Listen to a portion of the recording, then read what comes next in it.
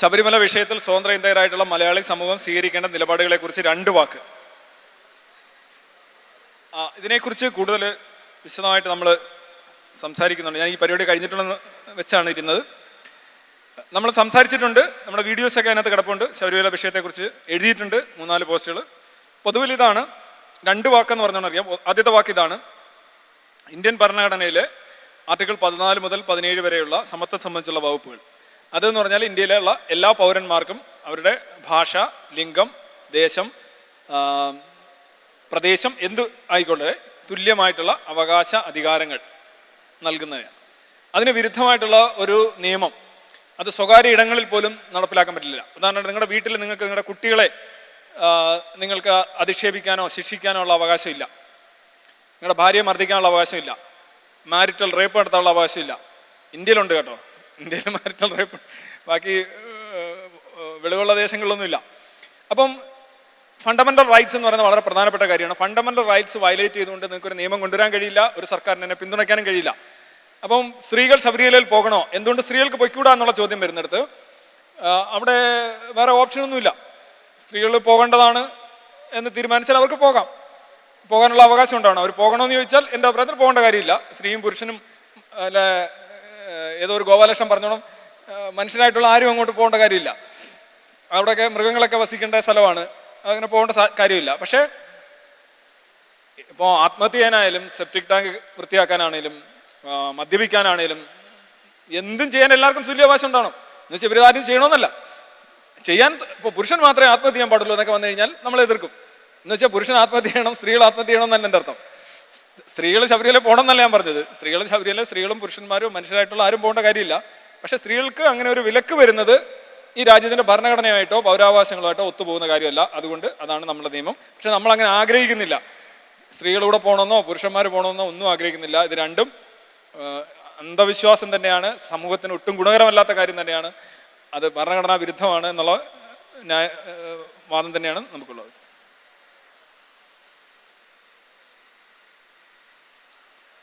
M അക്ബറുമായിട്ട് സംവാദം നടത്താൻ ധൈര്യമുണ്ടോ? ആരാണ് ചോദിച്ചിരിക്കുന്നത്? ഇത് തിരിച്ച് ഈ ചോദ്യം നിങ്ങൾ ഈ പറയുന്ന ആളിലേക്ക് കൊടുത്തു പോകും. എന്നിട്ട് അവിടുത്തെ ഉത്തരവായിട്ട് എൻട്രിക്ക് വരും. My number is 2244. ദെൻ മന്ത്രവാദം എങ്ങനെയാണ് മനുഷ്യരെ സ്വാധീനിക്കുന്നത്, അതിൻ്റെ സൈക്കോളജി മറ്റൊരു രൂപമാണോ? ഇത് പറഞ്ഞിട്ടുള്ള കാര്യമാണ്. ഹിപ്നോട്ടിസം പോലെയാണ് മന്ത്രവാദത്തിൽ. ഉദാഹരണമായിട്ട് ഈ നിങ്ങൾ പലപ്പോഴും ഈ വാക്സ് രൂപങ്ങളൊക്കെ ഉണ്ടാക്കിയിട്ട് ആ രൂപത്തിലേക്ക് നിങ്ങളെ ആവേശിപ്പിച്ചിട്ട് അതിനകത്ത് കുത്തുമ്പോൾ നിങ്ങൾക്ക് വേദനയായിട്ട് തോന്നും, അതിനെ ചൂടാക്കുമ്പോൾ നിങ്ങൾക്ക് പൊള്ളുന്നോണം തോന്നും.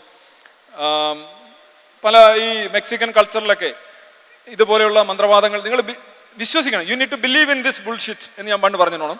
നിങ്ങൾ വിശ്വസിക്കുകയാണെങ്കിൽ നിങ്ങൾക്ക് ഫീൽ ചെയ്യും. ഇപ്പൊ ബാധ പോലെ തന്നെയാണിത്. ബാധ ഉണ്ട് എന്ന് നിങ്ങൾ വിശ്വസിക്കുകയും ബാധ ഉണ്ടെന്ന് നിങ്ങളുടെ കൂടെ ഉള്ളവർ വിശ്വസിക്കുകയും ചെയ്ത് കഴിഞ്ഞാൽ നിങ്ങൾക്ക് ബാധയുണ്ട്.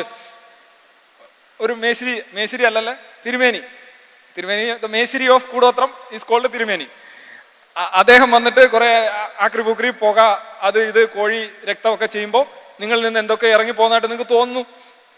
ഇല്ലാത്തതാണ് ഇറങ്ങി പോകുന്നത്, ഉള്ളത് ഇറങ്ങി പോവില്ല കേട്ടോ.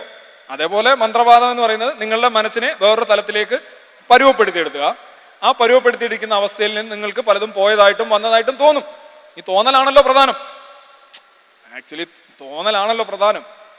അപ്പോൾ മന്ത്രവാദം വെച്ച് അങ്ങനെ സ്വാധീനിക്കാം. എനിക്കൊരു അസുഖമുണ്ട്, അത് മന്ത്രവാദി വന്നെങ്കിലേ പോകൂ എന്നൊരാൾ വിശ്വസിക്കുന്നു. മന്ത്രവാദി വന്നിട്ട് കുറേ സാധനങ്ങളൊക്കെ സംഭവങ്ങളൊക്കെ ചെയ്യുന്നു, പുകയ്ക്കലുമൊക്കെ ചെയ്യുന്നു, കുറേ അടിക്കുന്നു, കൈവച്ച് പൊള്ളിക്കുന്നു. അവസാനം എന്തോ പോയി, കിളി പോയതോണം തോന്നുന്നു, മന്ത്രവാദിക്ക് പൈസ കൊടുത്തു വിടുന്നു, നടക്കും. പക്ഷേ ഞാൻ പറഞ്ഞത് ഇല്ലാത്തതേ ഇറക്കി വിടാൻ പറ്റൂ. ട്യൂമർ ഇറക്കി വിടാൻ പറ്റില്ല. ട്യൂമർ മന്ത്രവാദി കിടന്ന് തുള്ളിയാലും ട്യൂമർ അവിടെ ഉണ്ടാവും. പക്ഷെ പ്രേതമൊക്കെ ഇറങ്ങിപ്പോവും, ബാധ ഇറങ്ങിപ്പോവും, പിന്നെ വന്നുകൂടി എന്നൊക്കെ പറയില്ല, അതൊക്കെ ഇറങ്ങിപ്പോവും. അതിന് അങ്ങനൊന്നും ഇല്ല. ഇല്ലാത്തത് ഇല്ലാതാക്കാം, ഉള്ളത് ഇല്ലാതാക്കാൻ പറ്റില്ല. ഇല്ലാത്തത് ഇല്ലാതാക്കിയിട്ട് പൈസ വാങ്ങിക്കുന്നവരാണ് ഈ കൂടോത്രവും മന്ത്രവാദവും ഒക്കെ. അത് മനസ്സിലാക്കുക.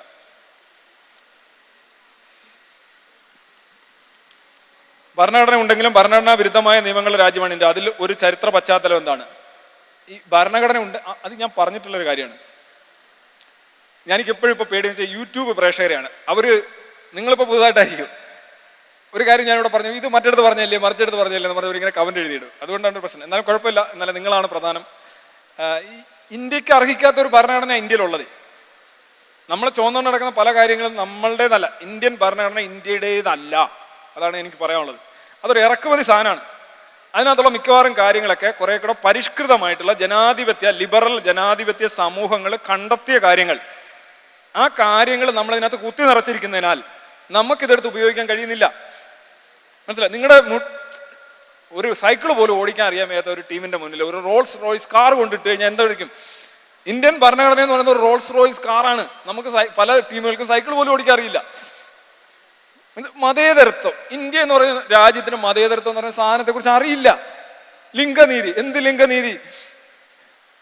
മനുഷ്യർ തമ്മിൽ വ്യത്യാസമുണ്ട്. മനുഷ്യർ തമ്മിൽ പരസ്പരം കാണാൻ പാടില്ല, തൊടാൻ പാടില്ല, അകലം പാലിക്കണമെന്ന് വിശ്വസിച്ചിരുന്ന അത്തരം കഥകൾ ഉണ്ടായിരുന്ന ധർമ്മശാസനങ്ങളുള്ള ഒരു ജനതയ്ക്ക് മുന്നിൽ എല്ലാവരും തുല്യരാണ് എന്ന് പറഞ്ഞൊരു ഭരണഘടന കെട്ടിയിറക്കി കഴിഞ്ഞാൽ എങ്ങനെ വിജയിക്കും?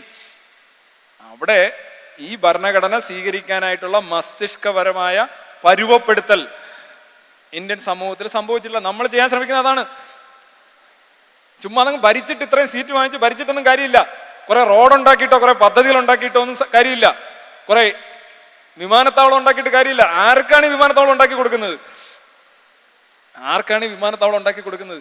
നിങ്ങൾ ഈ പറയുന്ന സെറിബ്രൽ ചേഞ്ച്, ആ വിദ്യാഭ്യാസ പരിപാടി നടപ്പിലാക്കാത്ത ഒരു ജനതയുടെ മുന്നിലേക്ക് വികസനമോ ഒരു ഭരണഘടനയോ ഏറ്റവും നവീനവും ഉദാത്തവുമായ കാര്യങ്ങൾ അടിച്ചേൽപ്പിക്കുന്നതുകൊണ്ട് യാതൊരു വിശേഷവും ഇല്ല. കുങ്കുമം ചുമക്കുന്ന ഡാഷായി മാറും. അതാണ് ഇന്ത്യക്ക് സംഭവിക്കുന്നത്. ഇന്ത്യക്കാരൻ ഇന്ത്യൻ ഭരണഘടനയിലേക്ക് ഒരുപാട് ദൂരം നടക്കാനുണ്ട് എന്നുള്ളതാണ്. ഇന്ത്യൻ ഭരണഘടന കുറ്റമറ്റതാണെന്നല്ല ഞാൻ പറഞ്ഞത്. അത് അങ്ങേയറ്റത്തെ സാധനമാണെന്നും അല്ല പറഞ്ഞത്. അത് ബൈബിൾ ആണെന്നും അല്ല ഞാൻ പറഞ്ഞത്. അത് പരിഷ്കരിക്കാനുള്ള വ്യവസ്ഥ അതിനകത്ത് തന്നെ ഉണ്ട്. പക്ഷെ അത് ഫോറിനാണ് സാധനം. അത് ഫോറിൻ സാധനമാണ്. നമ്മുടെ ഇവിടെ നിന്നുള്ള ഞാൻ പറയുന്നത് നല്ല കാര്യം ആര് പറഞ്ഞാലും നമ്മൾ എടുക്കണം. ലിംഗനീതി ഇന്ത്യൻ സമൂഹത്തിന് അന്യമാണ്. സ്ത്രീയെ ബഹുമാനിക്കുന്ന രാജ്യമാണ് ഇന്ത്യ. ബഹുമാനിക്കാനല്ല നമ്മൾ പറയുന്നത്. സ്ത്രീ എന്തിനാണ് സ്പെഷ്യലായിട്ട് ബഹുമാനിക്കുന്നത്? അവളുടെ കാല് കഴുകി കുടിക്കുന്നത് എന്തിനാണ്? അങ്ങനെ നാരി പൂജയുടെ ഒന്നും ആവശ്യമില്ല ഈ രാജ്യത്ത്. നാരി പൂജയുടെയോ അല്ലെങ്കിൽ എന്താ പറയുക പുരുഷ പൂജയുടെ ഒന്നും ആവശ്യമില്ല. എല്ലാവരും തുല്യമായിട്ട് പരിഗണിക്കണം. അല്ലാതെ ആണ്ടിലൊരിക്കൽ കാല് കഴുകി കുടിച്ചിട്ട് ബാക്കിയുള്ള എല്ലാ ദിവസങ്ങളിലും ആ പരിപാടി ശരിയല്ല. അതൊരു കോമ്പൻസേഷൻ ടെക്നിക്കാണ്. മനസ്സിലായില്ലേ? ഓസ്കാർ വൈൽഡിന്റെ, എനിക്ക് സമയമില്ല, ഓസ്കാർ വൈൽഡിന്റെ ഒരു നാടകമുണ്ട്, ലേഡി വിൻഡമേഴ്സ് ഫാൻ ആണെന്ന് തോന്നുന്നു. അതിനകത്ത് അദ്ദേഹം പറയുന്നുണ്ട്, നിങ്ങൾ ഒരിക്കലും നിങ്ങളുടെ ഭാര്യയോട് പരസ്യമായ വേദികളിൽ വെച്ച് ഒരുപാട് സ്നേഹം അഭിനയിക്കരുത് എന്ന് പറയും. കാരണം എന്ന് വെച്ച് കഴിഞ്ഞാൽ ആളുകൾ കരുതും നിങ്ങൾ വീട്ടിൽ അവളെ സ്ഥിരം ഇടിക്കുകയും തൊഴിക്കുകയും ചെയ്യുകയാണെന്ന്. കാരണം you treat your very badly in private, that's why you are so romantic to her in public എന്ന് പറയുന്നുണ്ട്. അതായത് ഇത്ര അങ്ങ് ഒലിപ്പിക്കാൻ കാര്യം ഒരു ഭർത്താവ് ഭാര്യയെ കൊണ്ടുവന്ന് ആ പൊന്നെ മുത്തേ കഴിഞ്ഞു, സമയം കഴിഞ്ഞു അല്ലേ, പൊന്നെ മുത്തേ എന്നൊക്കെ പറയേണ്ട കാര്യം ഉണ്ടാവും. അങ്ങനെ പറയുമ്പോൾ ആളുടെ യവൻ അവളെ ഭയങ്കരമായിട്ട് പീഡിപ്പിക്കുന്നുണ്ടായിരിക്കും, നമ്മളെ കാണിക്കാനായിരിക്കും എന്ന് പറയുന്നത്. അതേപോലെയാണ് ഈ സ്ത്രീയെ ഒരു ദിവസം സ്ത്രീയുടെ കാലൊക്കെ കൊണ്ടുവച്ചിട്ട് അത് കഴുകി കുടിക്കുന്നു, മുത്തുന്നു, ഒന്നും ചെയ്യണ്ടപ്പാ. ഒരു സാമാന്യ നീതി, എല്ലാവർക്കും കൊടുക്കുന്ന നീതി എല്ലാ ലിംഗങ്ങൾക്കും, ട്രാൻസ്ജെൻഡർ ആയിക്കോട്ടെ പുരുഷനാവട്ടെ സ്ത്രീ ആവട്ടെ കൊടുക്കുക. അതാണ് ഭരണഘടന പറയുന്നത്. അല്ലാതെ അതിനപ്പുറമുള്ള ചാട്ടമല്ല, ഇപ്പുറമുള്ള ചാട്ടമല്ല. പറ്റുമോ? അതാണ് ചോദ്യം.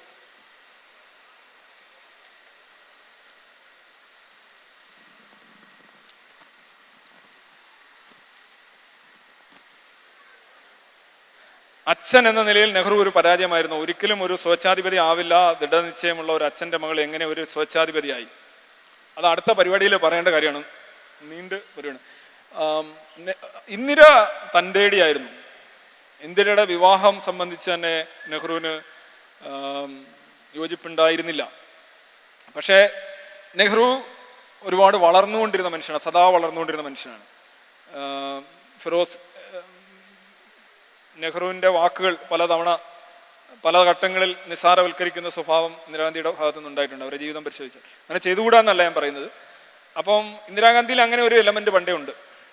നെഹ്റു ആയിരുന്നില്ല. നെഹ്റുവിൻ്റെ മകൾ ആണ് എന്ന് പറയുന്നതുകൊണ്ട് അതിൻ്റെ അഡ്വാൻറ്റേജസ് ഒക്കെ ഉണ്ടെങ്കിലും ഇന്ദിരാഗാന്ധിയുടെക്ക് പലപ്പോഴും ഈ നെഹ്റു എഴുതി കൊടുത്ത പലതും ഈ കുടം കമഴ്ത്തി വെച്ച് വെള്ളം ഒഴിച്ചതുപോലെ എന്നുള്ള രീതിയിലാണ് വരുന്നത്. നെഹ്റു പറഞ്ഞ പല ലോകോത്തര ആശയങ്ങളും പല യുക്തിസഹമായ കാര്യങ്ങളും ഉൾക്കൊള്ളാൻ ഇന്ദിരാഗാന്ധിക്ക് കഴിഞ്ഞിട്ടുണ്ടോ എന്നുള്ള കാര്യത്തിൽ എനിക്ക് സംശയമുണ്ട്.